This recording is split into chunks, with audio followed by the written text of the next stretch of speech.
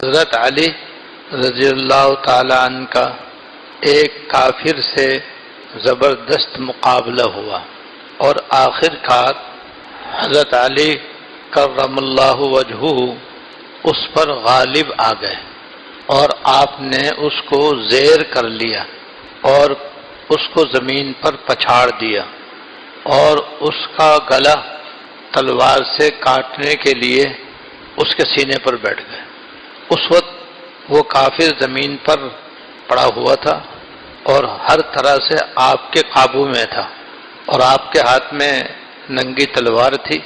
اور آپ اس کا سر قلم کرنے کا ارادہ کر رہے تھے کہ اس کافر نے زمین پر پڑے پڑے اچانک حضرت کے منہ پر تھوک دیا، جس سے حضرت علی رضی اللہ تعالیٰ عنہ کو ناگواری ہوئی اور سخت غصہ آیا۔ لیکن جو ہی اس کے تھوکنے سے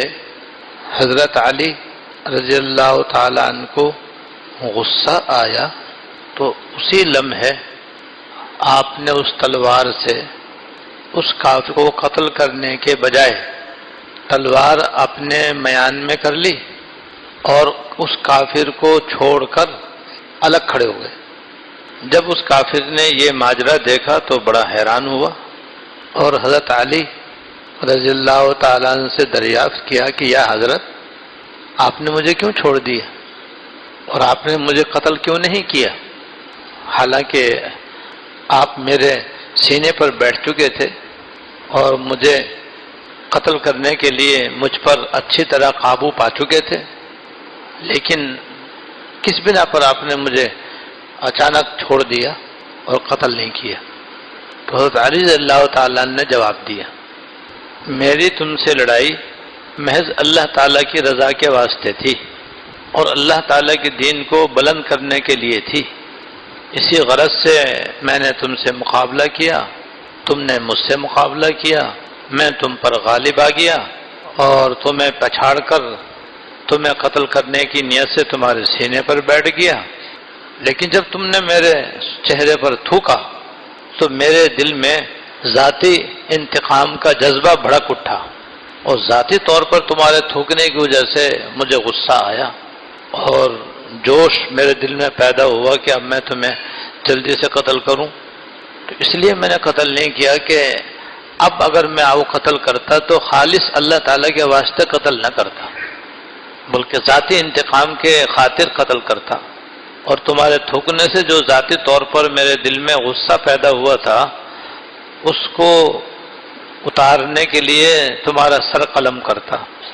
تو میرا تمہیں قتل کرنا خالص اللہ تعالیٰ کی رضا کے خاطر نہ ہوتا۔ اور ہمارے دین میں یہ تعلیم ہے کہ اللہ تعالیٰ وہی عمل قبول کرتے ہیں جو اللہ تعالیٰ کی رضا کے لیے ہو، ورنہ اللہ تعالیٰ قبول نہیں کرتے، اس لیے میں نے تمہیں چھوڑ دیا کہ اب اگر میں قتل کرتا تو واسطے اللہ کے نہ قتل کرتا، اپنے ذاتی غصے کی وجہ سے قتل کرتا۔ وہ حضرت علی رضی اللہ تعالیٰ عنہ کا یہ جواب سن کر حیران رہ گیا اور اس نے کہا،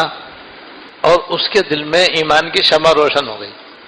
حضرت کے اس اخلاص کی برکت سے اس دشمن اسلام کے دل میں ایمان کی شمع روشن ہو گئی۔ اس نے کہا کہ یا حضرت، آپ کے دین میں اخلاص کی اس قدر باریک تعلیم ہے، یہ تعلیم اس دین کے برحق ہونے کی دلیل ہے کہ اللہ کے واسطے لڑنا اور ہے اور ذاتی غصہ نکالنے کے لیے لڑنا اور ہے، یہ اتنا باریک فرق، یہ آپ کے دین میں آپ کے دین کے سچا ہونے کی دلیل ہے، لہذا اب میں مسلمان ہونا چاہتا ہوں، آپ مجھے کلمہ پڑھائیے۔ حضرت نے اسے کلمہ پڑھایا اور وہ مسلمان ہو گیا، اور اس کو دیکھ کر اس کے قبیلے کے 50 آدمی بھی مسلمان ہو گئے۔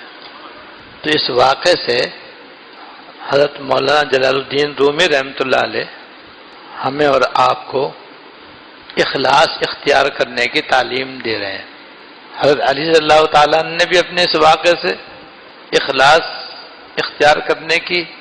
تعلیم دی ہے، اسی کو حضرت مولانا رومی رحمۃ اللہ علیہ نے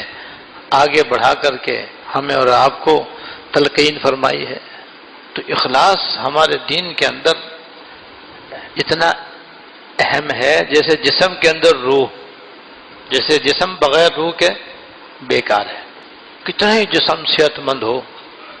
کتنی ہی جسم میں طاقت ہو، کتنے ہی جسم خوبصورت اور حسین ہو، اور کتنے ہی اس کے اندر علوم کا خزانہ مدفون ہو، اور کتنا ہی جسم لائق اور فائق ہو، لیکن اگر اس میں روح نہیں ہے تو سب جانتے ہیں کہ بیکار ہے۔ روح کے ساتھ ہی انسان کے جسم کارآمد ہے، اور روح نکلی تو محبوب سے محبوب جسم بھی اب قابل گوارا نہیں رہتا۔ اس لیے ہزاروں مائیں دفن کر دی گئیں، ہزاروں بیٹے دفن کر دیے گئے، بیٹیاں دفن کر دی گئیں، شوہر دفن کر دیے گئے، بیویاں دفن کر دی گئیں، ہزاروں گہرے دوست جو ہیں دفنا دیے گئے، کہ جب تک روح تھی تو سب کچھ تھا، روح نکلی تو کچھ نہ رہا۔ تو جیسے جسم کے اندر روح ہے تو سب کچھ ہے، اور روح نہیں تو کچھ نہیں، بس ایسے ہی ہمارا دین و ایمان جو ہے، ایمان اور اعمال صالحہ میں بھی ان کی روح اخلاص ہے۔ اگر کوئی ایمان میں بھی مخلص نہ ہو تو پھر منافق ہوتا ہے وہ۔ حضور کے زمانے میں 3 قسم کے لوگ تھے۔ سچے مسلمان، اخلاص کی وجہ سے سچے مسلمان تھے، صحابہ کرام جن کو کہتے ہیں، وہ اخلاص کا پہاڑ تھے۔ حضور کے صدقے ان کو جو ایمان اور اعمال صالحہ نصیب ہوئے، اس کی وجہ سے ان کو صحابی ہونے کا درجہ ملا، جو امت کے باقی لوگوں میں سب سے افضل ہے، اخلاص کی وجہ سے۔ دوسرے وہ تھے جو کھلم کھلا کافر تھے، وہ اپنے کفر پر ڈٹے ہوئے تھے، اور وہ اپنے کفر میں گویا مخلص تھے، اور وہ بدترین تھے دنیا کے اندر کفر کے اعتبار سے، کیونکہ انہوں نے حضور کو دیکھا جو سارے نبیوں کے سردار ہیں، پھر ایمان نہیں لائے اور اپنے کفر پر جمے رہے، تو ان سے بدتر کوئی کافر نہیں ہو سکتا۔ تیسری قسم منافقین کی تھی، کہ جو کہتے تھے ہم مسلمان ہیں لیکن دل سے مسلمان نہیں ہوئے تھے۔ تو دیکھو منافق جو تھے، اخلاص نہ ہونے کی وجہ سے ان کے یہ ظاہری ایمان معتبر نہیں ہوا، اور وہ تمام کافروں میں سب سے بدتر ہیں وہ۔ اور جہنم میں 7 منزلیں ہیں، جو سب سے اوپر کی منزل ہے اس میں سب سے ہلکا عذاب ہے، اور جو سب سے نیچے کی منزل ہے 7ویں منزل، اس میں سخت سے زیادہ سخت عذاب ہے۔ اس 7ویں منزل میں منافقین کو ڈالا جائے گا، کیونکہ انہوں نے اخلاص سے ایمان اختیار نہیں کیا، دوسروں کو دھوکہ دیا۔ اس دھوکہ دہی کی وجہ سے وہ اور کافروں سے زیادہ بدتر ہیں، اس بنا پر وہ 7ویں منزل میں جو سب سے نیچے والی ہے جہنم کے اندر ڈالے جائیں گے، جہاں سب سے زیادہ ہولناک عذاب ہے، والعیاذ باللہ۔ اخلاص کے بغیر تو ایمان بھی معتبر نہیں ہے، اور جو ایمان معتبر نہیں تو اعمال صالحہ تو ایمان کے بعد ہی معتبر ہوتے۔ تو جتنے بھی نیک اعمال ہیں سب میں اخلاص کا اعتبار ہے، لہذا ہم اخلاص اختیار کریں بھائی۔ اور اخلاص بس اس کا نام ہے کہ ہر نیک عمل سے پہلے اپنی نیت درست کر لیں، ہر نیک عمل سے پہلے اپنی نیت صحیح کر لیں۔ نیت صحیح تو یہ ہوتی ہے کہ بس اللہ تعالیٰ کی رضا کے لیے، اللہ تعالیٰ کی خوشنودی کے لیے، اللہ تعالیٰ کی ناراضگی سے بچنے کے لیے، آخرت کا ثواب حاصل کرنے کے لیے، اللہ تعالیٰ قرب حاصل کرنے کے لیے میں یہ عمل کرتا ہوں۔ اب ان میں سے کوئی سی بھی نیت کر لو یا ساری نیتیں کر لو، ان سب نیتوں کا حاصل اخلاص ہے۔ اب چاہے نماز پڑھو، چاہے روزہ رکھو، چاہے حج کرو، چاہے زکوٰۃ دو، چاہے صدقہ دو، چاہے تلاوت کرو، چاہے ذکر کرو، چاہے دعا کرو، چاہے افطاری کرو، چاہے سحری کرو، چاہے اعتکاف کرو، چاہے تراویح پڑھو، کوئی سا بھی نیک عمل کرو، بس پہلے اپنی نیت صحیح کر لو۔ اور صحیح نیت بس یہ جو میں نے عرض کر دی کہ بس اللہ کے واسطے کرتا ہوں یہ عمل، نہ کسی کو دکھانے کے لیے، نہ کسی کا دل خوش کرنے کے لیے۔ اخلاص کی ضد ہے ریا اور سمعہ، اخلاص کی ضد ہے ریا کاری اور شہرت۔ تو ریاکاری اسے کہتے ہیں کہ جب آدمی کوئی نیک عمل کرے تو اس میں یہ نیت کر لے تاکہ مخلوق خوش ہو، لوگ میری تعریف کریں، لوگ میرے معتقد بنیں، لوگ مجھے بزرگ سمجھیں، لوگ مجھے اللہ والا سمجھیں، لوگ میرا ادب کریں، احترام کریں، لوگوں کی نظروں میں میں بلند ہو جاؤں اور معزز بن جاؤں، یہ ریاکاری کہلاتی ہے۔ اور سمعہ اسے کہتے ہیں کہ عمل تو واسطہ اللہ کی کرے، لیکن پھر بعد میں لوگوں میں بیٹھ کر اپنے نیک عمل کا ڈھنڈورا پیٹے لوگوں کو سنایا ذکر کرے میں نے آج تہجد پڑھی تھی، میرے سے تو اٹھا ہی نہیں جا رہا تھا، مگر بھائی میں نے تو بڑی ہمت کری اور جیسے کیسے میں اٹھا اور میں نے وضو کیا، اور میرے طبیعت تو چاہ رہی تھی کہ بس 2 ہی رکعت پڑھوں گا، مگر پھر بھی میں نے اپنے اوپر زبردستی کی 12 رکعتیں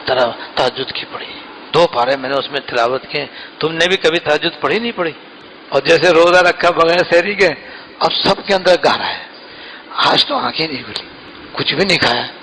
1 گھونٹ پانی بھی نہیں پیا، گرمی بلا کی پڑ رہی ہے، جون کا روزہ، بھائی میں نے تو رکھ لیا، تم تو شاید نہ رکھتے مگر میں نے رکھ لیا۔ بھائی سنانے کیا بات ہے، بھائی تو اللہ کے لیے رکھا تھا، محنت اس میں اللہ کے لیے ہو گئی تو ہو گئی بس۔ تو بعض لوگوں کی عادت ہوتی ہے وہ ذرا سا بھی نیک عمل کریں گے نا لوگوں کو سنائیں گے۔ بعض عورتوں کے اندر بھی عادت ہوتی ہے کہ وہ ذرا سی تسبیح پڑھ لیں تو بس وہ دوسری عورتوں کو سنانا شروع کر دیتی ہیں کہ آج میں نے اتنی تسبیح پڑھی اور اتنی میں نے دعائیں مانگی اور یہ کیا اور وہ کیا۔ تو یہ دوسروں کو سنانے کی جو عادت ہے اسے کہتے ہیں سمعہ، ایک ہے ریاکاری اور ایک ہے سمعہ، تو دونوں چیزیں غلط ہیں اور اخلاص کے خلاف ہیں، لیکن تھوڑا سا فرق بھی ہے کہ ریاکاری میں تو شروع سے نیت ہوتی ہے مخلوق کے اندر بزرگ کہلانے کی، لوگوں کی نظروں میں اونچا ہونے کی، لوگوں کی نظروں میں اچھا سمجھے جانے کی، لوگوں کی تعریف چاہنے کی، اور سماع کے اندر شروع میں یہ نیت نہیں ہوتی، لیکن بعد میں لوگوں کے اندر وہ اپنی نیکیاں، اپنے اچھے اچھے اعمال، اچھے اچھے کام، اپنے رفائی کام، اپنی خدمات لوگوں کو بیان کرتے ہیں تاکہ لوگ ان کے معتقد ہوں۔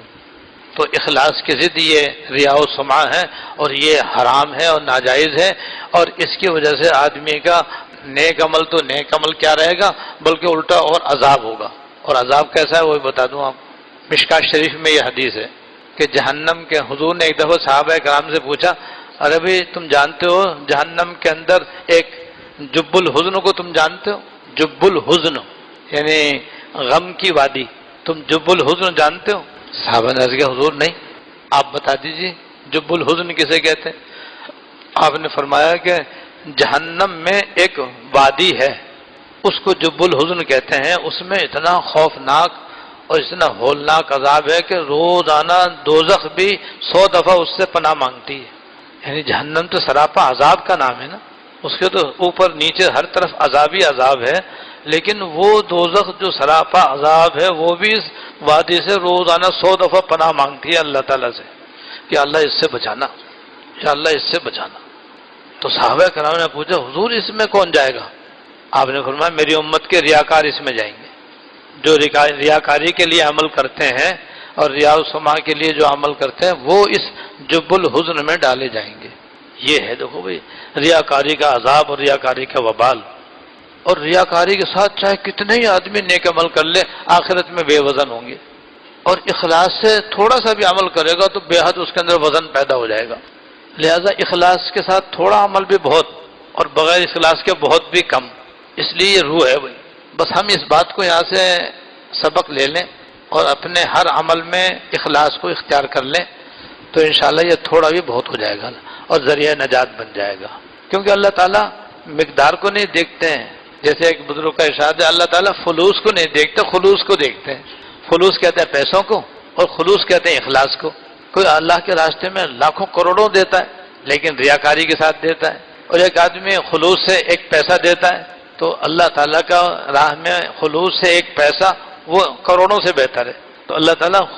فلوس کو نہیں دیکھتے خلوص کو دیکھتے ہیں، ایسے اللہ تعالیٰ اعمال کو نہیں دیکھتے خلوص کو دیکھتے ہیں۔ اس لیے قیامت کے دن بخشش گنتی کے ذریعے نہیں ہوگی، اعمال صالحہ گنتی نہیں ہوگی، آخرت میں تول ہوگی، اس تول کے لیے وزن ضروری ہے۔ بھئی ایک روئی کا پہاڑ ہے اور ایک پتھر کا پہاڑ ہے، وزن میں فرق ہے یا نہیں؟ زمین و آسمان کا فرق ہے۔ روئی کا پہاڑ شہر بہت دو چار شہر کا ہوگا بس، اور اصلی پہاڑ منو ٹنو وزنی ہوگا۔ تو جیسے روئی کا پہاڑ بے حقیقت ہے، حقیقت میں پتھر کا پہاڑ وزنی ہے، ایسے بھئی اخلاص کے ساتھ عمل وزنی ہے، ورنہ تو پھر روئی کا پہاڑ ہے۔ تو بعض لوگوں کی نیکیاں پہاڑوں کے برابر ہوں گی لیکن دکھاوے کی وجہ سے، نام و نمود کی وجہ سے، ریاکاری کی وجہ سے بے وزن ہوں گے اور الٹا باعث عذاب ہوں گے۔ اور بعض لوگوں کی نیکیاں تھوڑی سی ہوں گی لیکن وہی ان کے لیے بہت ہی بھاری ہو کر ذریعہ نجات بن جائیں گے۔ جیسے حدیث بطاقہ مشہور ہے، حدیث بطاقہ ایک مشہور حدیث کا نام ہے جس کا خلاصہ یہ ہے کہ قیامت کے دن ایک آدمی اللہ تعالیٰ کی بارگاہ میں لایا جائے گا اور اس کے گناہوں کے 99 رجسٹر ہوں گے، 99 رجسٹر گناہوں کے ہوں گے، اور ایک رجسٹر کیسا ہوگا جیسے مشرق سے مغرب تک، وہ سارے اس میں گناہ اس کے لکھے ہوئے ہوں گے۔ اور اللہ تعالیٰ کے پاس جب آئے گا تو فرمایا بھائی جاؤ اپنے گناہوں کے پڑھنے میں اپنے گناہوں کے رجسٹر رکھو، اور پھر تمہاری کوئی نیکی ہوگی تو وہ بھی تلاش کر کے اس میں رکھی جائے گی۔ اس نے کہا پروردگار عالم میرا تو حساب پہلے ہی ہو گیا، وہ یہ ہو گیا کہ میرے تو گناہ ہیں، نیکی تو میرے پاس کوئی ہے نہیں، اگر ہے بھی تو اس قابل کہاں جو ان کے سامنے کچھ اس میں وزن ہو سکے، لہذا مجھے آپ کیوں میرا حساب لیتے ہیں؟ میں تو پہلے ہی اقرار کر رہا ہوں کہ بس میں دوزخی ہوں، مجھے دوزخ میں ڈال دیجیے، مجھے تو پہلے ہی یقین ہے اپنی بخشش نہ ہونے کا۔ لیکن اللہ پاک فرمائیں گے لا ظلم اليوم، بے آج کسی پہ ظلم نہیں ہوگا۔ فمن یعمل مثقال ذرۃ خیرا یرہ ومن یعمل مثقال ذرۃ شرا یرہ، جس نے ذرہ برابر بھی نیکی کی ہوگی وہ بھی اس کے سامنے آئے گی، اور ذرہ برابر بدی کی ہوگی تو وہ بھی سامنے آئے گی۔ تم جاؤ اپنے گناہوں کے پلڑے میں رجسٹر رکھو، اور تمہاری کوئی نیکی ہے تو وہ بھی رکھی جائے گی۔ چنانچہ وہ جائے گا اور اس کے 99 رجسٹر گناہوں کے پلڑے میں رکھے جائیں گے تو وہ بیٹھ جائے گا۔ حکم ہوگا کہ اس کی نیکیاں تلاش کرو، دیکھو کوئی نیکی بھی ہے یا نہیں ہے۔ تو ڈھونڈنے کے بعد ملائکہ ایک کاغذ کا ٹکڑا لے کر کے آئیں گے، اسے کہتے ہیں بطاقہ، اور اس میں اس نے زندگی میں ایک مرتبہ خلوص سے اشہد ان لا الہ الا اللہ واشہد ان محمد عبدہ ورسولہ کہا ہوگا۔ اس کے بعد پھر گناہ ہی گناہ ہے اس کے۔ تو وہ فرشتے لائیں گے، حکم ہو کہ بھائی اس کے نیکیوں کے پلڑے میں رکھو اس کو۔ تو جب وہ نیکیوں کے پلڑے میں رکھیں گے تو یکایک عجیب و غریب منظر سامنے آ جائے گا کہ وہ 99 رجسٹر والا پلڑا اوپر اٹھ جائے گا، اور وہ ایک کاغذ کے پرزے والا جس میں یہ کلمہ لکھا ہوگا وہ زمین پہ بیٹھ جائے گا۔ وہ آیا تھا جناب اپنی مغفرت سے نا امیدی لے کر اب اچانک دیکھے گا کہ میری تو بخشش ہو گئی، وہ حیران رہ جائے گا۔ تو وہ حیران اس وجہ سے ہوگا کہ اس کے سامنے تو گناہ تھے نا، نیکی تو تھی نہیں، لیکن اس کی ایک نیکی میں اتنا خلوص تھا، خلوص کی وجہ سے اس میں اتنا وزن آ گیا کہ جس کی وجہ سے وہ 99 گناہوں کا رجسٹر والا پلڑا اٹھ جائے گا اور یہ بیٹھ جائے گا۔ تو دیکھو اس کی ایک ہی نیکی جو ہے وہ اتنی بھاری تھی کہ سارے گناہ اس کے مقابلے میں ہلکے ہو گئے۔ یہ اخلاص کے اندر زبردست تاثیر ہے۔ اسی لیے حضور نے اپنے صحابہ کرام کو برا بھلا کہنے سے منع کیا ہے، اور فرمایا کہ اگر میرا کوئی صحابی اللہ کے راستے میں ایک مد غلہ صدقہ کرے، ایک مد تقریباً آدھا سیر کا ہوتا ہے، ایک پیمانے کا نام ہے آدھا سیر کے قریب ہوتا ہے، وہ خیرات کرے، اور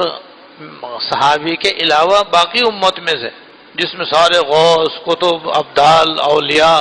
صلحاء، علماء، محدثین، مفسرین، فقہاء اور حافظ، قراء سب آ گئے، باقی ساری امت اس میں آ گئی، وہ اگر احد پہاڑ کے برابر بھی سونا خیرات کریں تب بھی میرے صحابی کے ایک مد غلہ سزا کرنے کے برابر نہیں ہو سکتے، کیوں حضور کی صحبت سے ان کو جو اخلاص نصیب ہوا ہے وہ کسی غیر صحابی کو قیامت تک حاصل ہو ہی نہیں سکتا۔ تو خلوص اتنی بڑی چیز ہے بھائی، تو ہر عمل کے لیے اخلاص ضروری ہے، تھوڑا ہو یا زیادہ ہو، چھوٹا ہو یا بڑا ہو۔ لہذا ہم آج خلوص کا سبق لے کر یہاں سے اٹھیں،